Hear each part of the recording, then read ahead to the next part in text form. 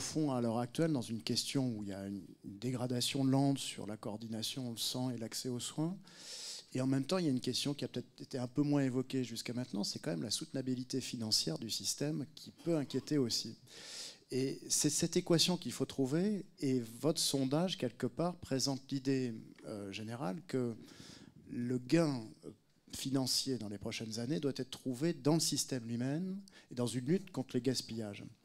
Et non plus tellement sur des pratiques que nous avons eu l'habitude tous de développer ces dernières années, c'est-à-dire de réduire les paiements et de réduire les dépenses, l'ONDAM, les enveloppes, la tarification, les rémunérations des médecins.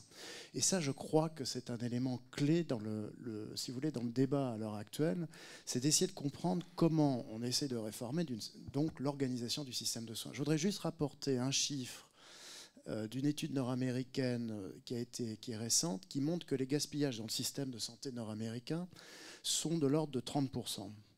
30% dont la moitié correspondent à des manques de coordination, des défauts d'orientation des patients, des hospitalisations injustifiées.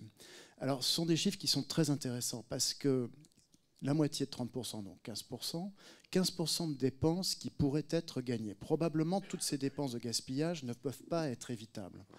Il y a des moments où, sans doute, on ne peut pas empêcher une réadmission hospitalière.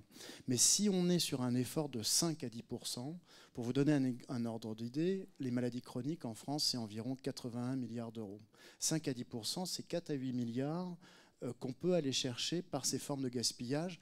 Et je dirais aussi sans tension sociale, parce qu'on voit bien dans tous ces débats, au fond, sur la rémunération des médecins, des infirmières, à chaque fois, on se retrouve dans les mêmes situations avec beaucoup de tension sociale. Donc il y a un gisement très important à ce niveau-là, qui est un gisement d'ailleurs... Pardon, est-ce qu'on a une idée effectivement du gaspillage en France, puisqu'on parle de ce chiffre de 30% aux États-Unis? Oui, alors c'est intéressant c'est de là où connaître il y a un peu en la France. limite. C'est évidemment le système nord-américain est considéré comme très fragmenté, mais on peut approximativement considérer qu'on a les mêmes ordres de grandeur.